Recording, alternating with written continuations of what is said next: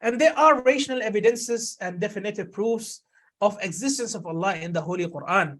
One of the most commonly mentioned and one of the most famous ayat or the rational evidences is the ayah of Surah Al-Tur, where Allah subhanahu wa ta'ala, which we have mentioned earlier, where He said, were they created by nothing or were they themselves created? This is the ayah which we mentioned earlier, that Allah subhanahu wa ta'ala rationally asked the people, and He asked them for, or He asked them a question that challenges their mind when He said that were they created by nothing? Were they created by nothing, or were they created, or were they themselves created? Story is related to this ayah or these ayat or the surah of Surah At-Tur, when Jubair ibn Mut'im, who is a companion of the Prophet sallallahu alaihi wasallam, he heard the Messenger of Allah sallallahu alaihi wasallam reciting Surah At-Tur, and he reached this verse or reached these verses. أم خلقوا من غير شيء أم هم الخالقون أم خلقوا السماوات والأرض بل لا يوقنون. He recited these ayat, which means were they created by nothing, or were they themselves the creators, or did they create the heavens and earth? Nay, but they have no firm belief. Or are with them the treasures of your Lord? أم عندهم خزائن ربك? Or are they the tyrants with the authority to do as they like? So when he heard this ayah, he says, and he was a mushrik at that time, he said, my heart almost soared, and that was the first moment that faith entered my heart. Subhanallah. So when you happen to mention these great ayat that were mentioned in the Quran, and when you happen to recite the Quran and the examples that were given in the Quran itself, even though the person in front of you may not believe in the legislation of the Quran, or it being a proof, or it being a valid evidence for Allah's existence, the arguments that were given in the Quran are so strong that it made the mushrikun of Makkah believe in the prophecy of Prophet sallallahu alaihi wasallam. Now we have this rational evidence was understood also by a Bedouin who lived in the desert and who expressed it most eloquently when he was asked, who do you know your Lord? How do you know your Lord? A Bedouin was asked, how do you know your Lord? Look at how rational answer he provides, and look at his understanding. Look at how he comprehends and how he concludes that there is a Lord and there is a creator. He mentioned giving a few examples that are in the Bedouin's surrounding. He said, if you see the camel dung, you know that a camel has passed this way. If you happen to see the camel dung, it's obvious that there was a camel that was passing by this area. And if you see a footstep, you know that a person has passed this way. You would not say that this footstep came by its own self. No, you will believe that it is certain and it is definite that a person has walked by this path. And likewise, if you happen to see the camel dung, it is certain that there was a camel that was walking by this place. So he gives an example, and look, subhanallah, how great his understanding was. He says, so the heavens with its stars and the earth with its mountains passes, and the oceans with the high waves all point to the existence of all hearing and all seeing, which is a Sami' al-Basir. So all of these great heavens, the earth, the mountain, the oceans, aren't these great evidences for you to believe in the Creator? Indeed they are. And indeed they are for those who are upon the sound intellect, those who haven't been corrupted by the various forms of corruption that we have at hand. So subhanallah, these are the rational evidences that we have from the Quran, and the way the Arabs comprehended it and accepted it. We had a few examples of it. Then comes the point of believing in the Lordship of Allah. As I mentioned earlier in the beginning of our lecture, that once you believe that Allah exists, He is not existing except that we believe that He exists and He is the Lord.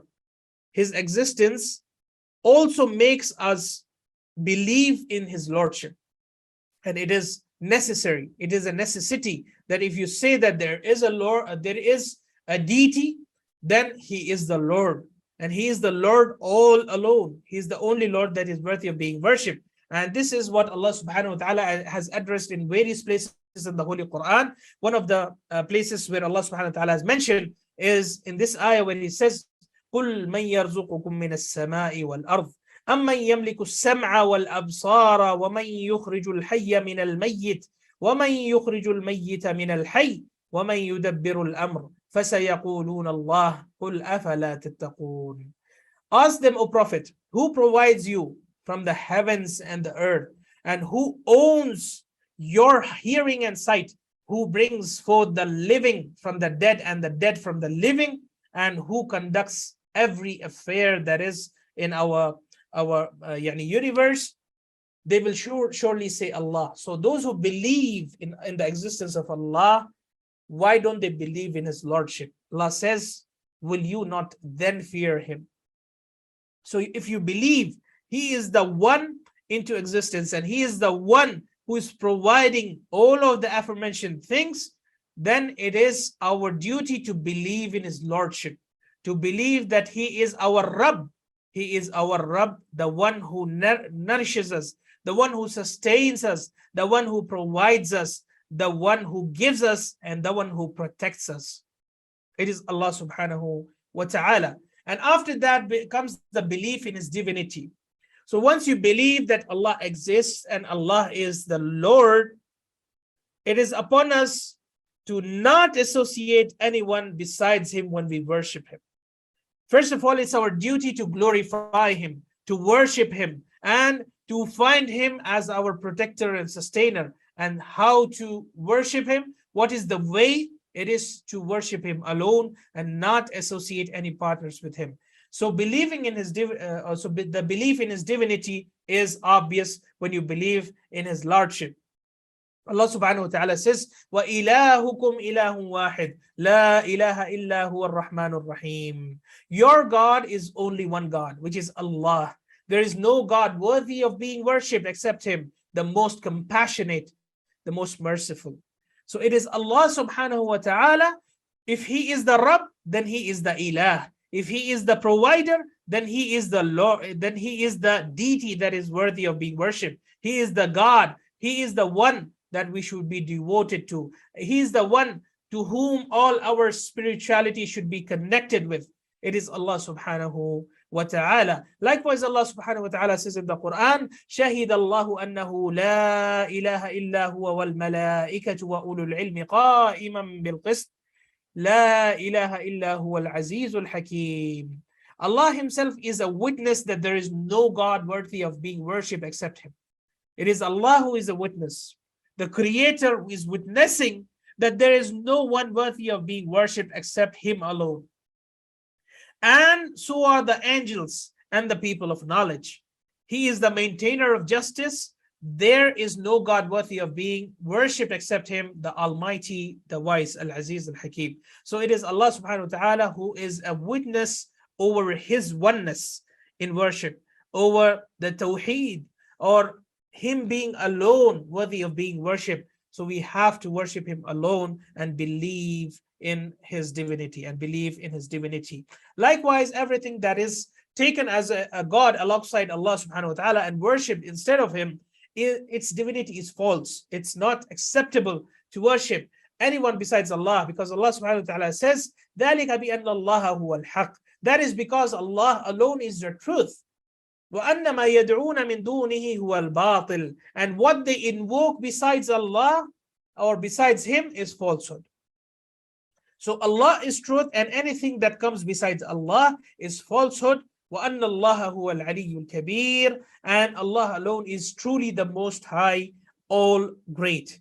So Allah subhanahu wa ta'ala affirms here that anything that is taken as a deity or anything that is being worshipped besides Allah is falsehood. It is not a true God except Allah subhanahu wa ta'ala alone. So when we believe in his existence and when we believe in his lordship, we believe and affirm his divinity, and we make all of our worship towards Allah subhanahu wa ta'ala and for Allah subhanahu wa ta'ala, and we do not associate any partners with Allah subhanahu wa ta'ala. And calling anything that is worshipped besides Allah and giving them the name of gods does not give them the rights of divinity. Allah says, "In hiya illa asma'un sammaytumuha antum wa aba'ukum." These idols or whatever is worshipped besides Allah are mere names that you and your forefathers have made up, a practice Allah has never authorized. These are things made up by the people. Anything that is worshipped beside Allah subhanahu wa ta'ala, they follow nothing but inherited assumptions and whatever their souls desires. They have inherited these assumptions by their father and their grandfather and their forefathers, and they happen to follow it blindly without affirming the right faith, which is to worship Allah alone. And also they used to follow their soul's desires, which is al-hawa wama tahwa al-anfus wa laqad ja'ahum min rabbihim al-huda. Although true guidance has already come to them from their Lord. So once the guidance has come from Allah subhanahu wa ta'ala, you will find a lot of people following the misguidance that they are into. The reason being they have been inherited by their forefathers, all of these beliefs, and their souls have desires that they are following, and all of these things made them disbelieve in Allah subhanahu wa ta'ala. Also, as Yusuf alayhi salam said to his friend or his prison guard, and the one who was in his cell in the prison, he said, Ya sahibi sijn, أأرباب متفرقون خير أم الله الواحد القهار. أأرباب متفرقون خير. O my fellow prisoners, which is far better, many different lords or Allah, the one, the supreme?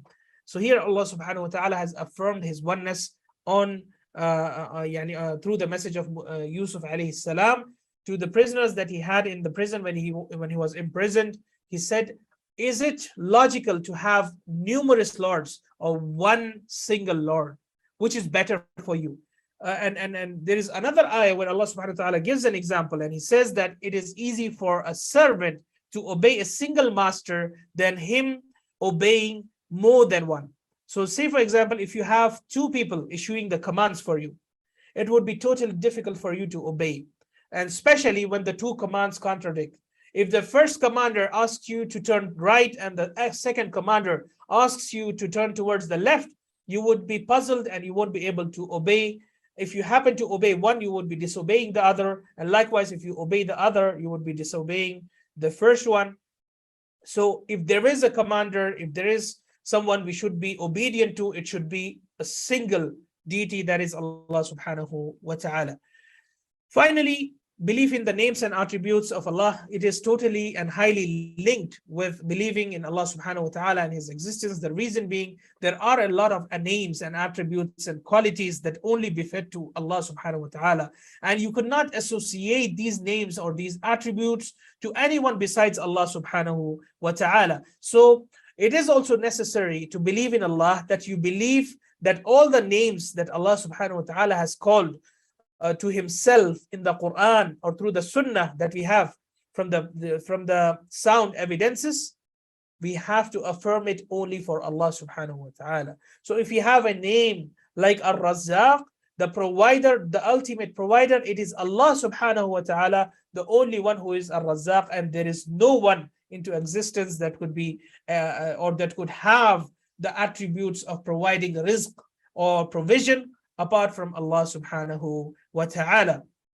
Allah says in the Holy Quran, وَلِلَّهِ الْأَسْمَاءُ الْحُسْنَى فَادْعُوهُ بِهَا وَذَرُوا الَّذِينَ يُلْحِدُونَ فِي أَسْمَائِهِ سَيُجْزَوْنَ مَا كَانُوا يَعْمَلُونَ. Allah has the most beautiful names, so call upon him by them and keep away from those who abuse his names or do ilhad in his names. They will be punished for what they used to do. So Allah subhanahu wa ta'ala has beautiful names and attributes, and these names are but the qualities of Allah subhanahu wa ta'ala. So you could not associate anyone not in Allah's names and not in his attributes and not in his qualities that he has affirmed for his own self in the Quran and in the Sunnah of the Prophet sallallahu alaihi wasallam.